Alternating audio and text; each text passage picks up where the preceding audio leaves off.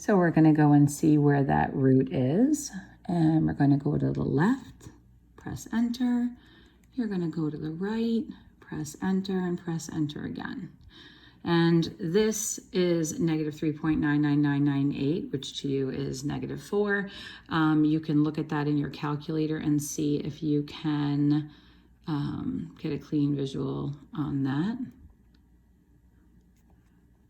Just give me 1 second.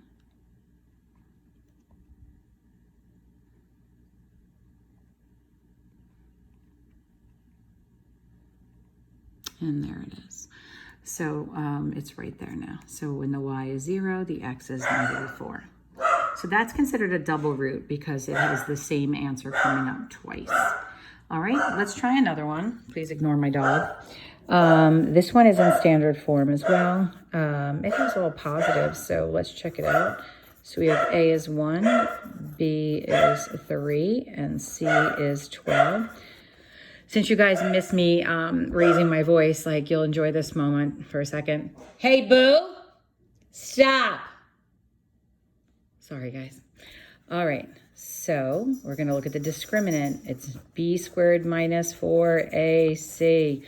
The kids get lazy. Don't you get lazy.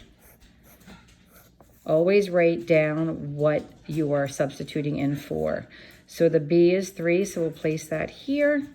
The A is 1, we'll place that there, and we'll put the 12 here. My advice to you is do not do this by hand. I've seen so many times kids call this 6, even very bright kids that know it's not 6, who will often do that. What you really want to do is just put it in exactly as you see it. So you'll see the 3, you'll square it.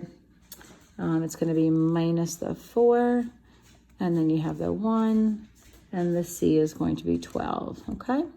We'll press enter here, and we get negative 39. Wow, that is going to be telling, because remember, in quadratic formula, that number would be under the radical. So if you go back to quadratic formula, they're basically saying that this amount right now is in the negative. Now, if I try to take the square root of a negative, let's just see. If you take the square root of negative 39, you're going to get given an error, okay?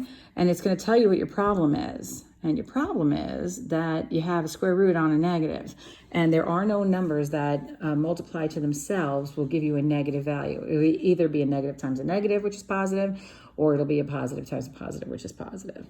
So this will be no real roots, okay? And that's what you would write. You would say no real roots. Now, if we go and look at this in the calculator, we should expect to not see it crossing the x-axis. So let's see how that works.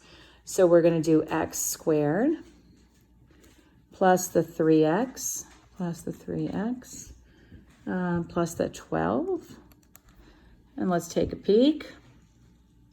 And the top of it, you can see its turning point is way, way up there. I'm going to extend it for a minute so you can get a better look. And it's hard to see like that. Let me change the window up a little bit more. So I'm actually going to go and keep it at negative 10. And I'm just going to change the scale to, we'll go by 2s, see if that looks better for you. And there it is. And you can see that it is not crossing the x-axis and why it has no real roots.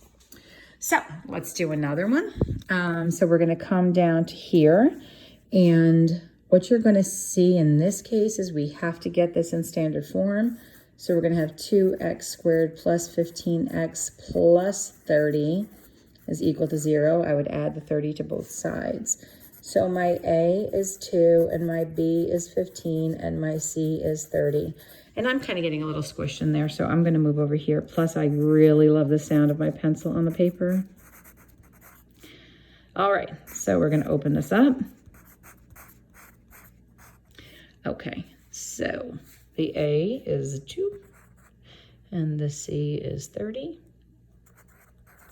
and the B is 15.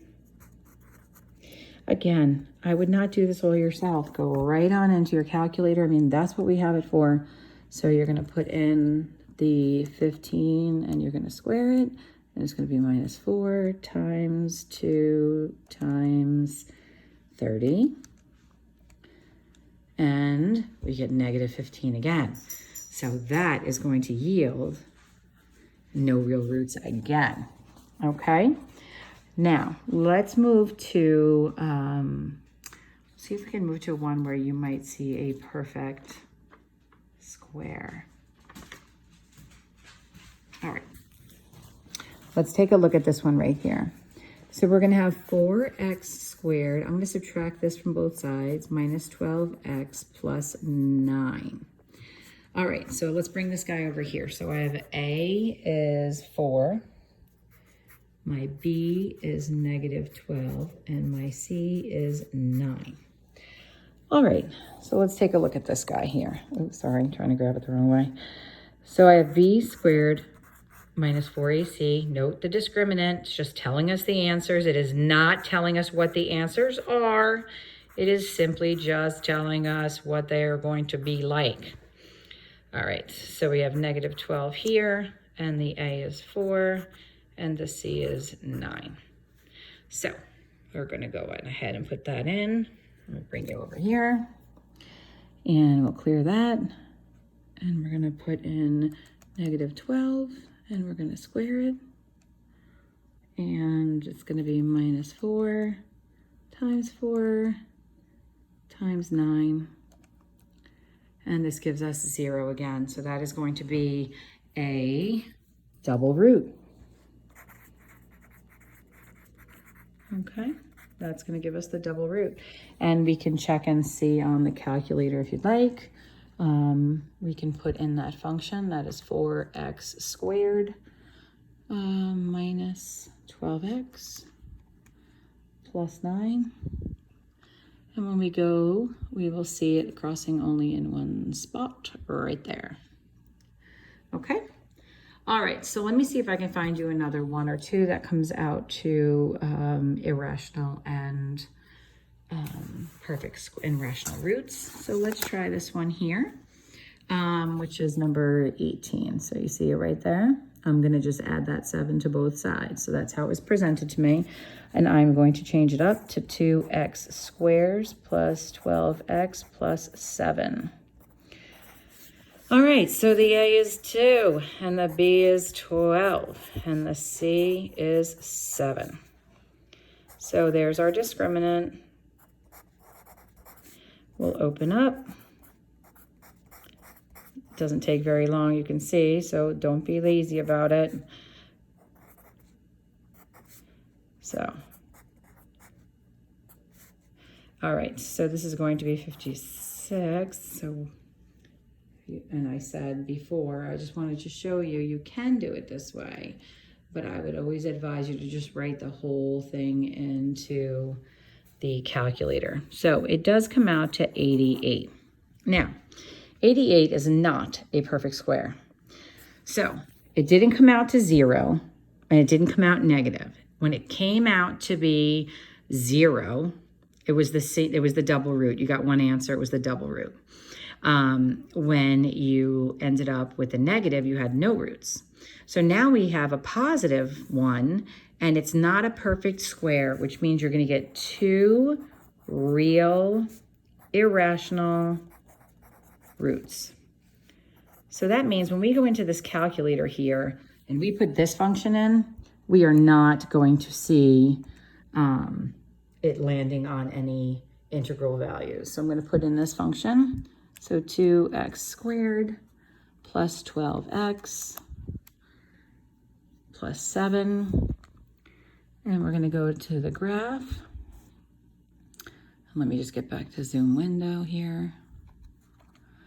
All right. Now, I'm going to check the zeros on this. So we're going to go to second calc. We're going to go check those zeros. And you're going to find those decimals go on until the calculator can't handle them anymore because it is irrational. And there's your first one. And this one will be your second. Okay? So let's try another one and see what it comes out to. We have yet to see the perfect square come out yet. So let's try this 3x squared minus 2x. That's this guy right here, number 21 right there.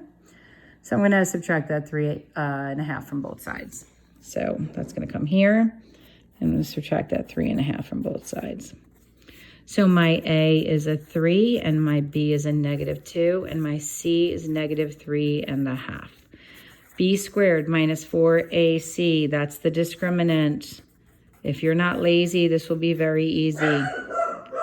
This is a 3, this is -3.5, and this is -2. Let's go straight to the calculator. Boo, stop. And we're going to place it in. So we're going to do -2, and we're going to square it. That's going to be -4 times 3 times -3.5. And we get 46. So 46 is not a perfect square. So then, and it's positive. So whenever it's positive, you're going to get 2 reals. And this will be irrational again, because the square root of 46 is not a perfect square. It's not going to give you an irrational number. All right, so we're playing around here, and we've not yet come across one that is going to give us a perfect square. So let's keep trying. Let's see what we get with that. Let's try number 23. Actually, hold on a second.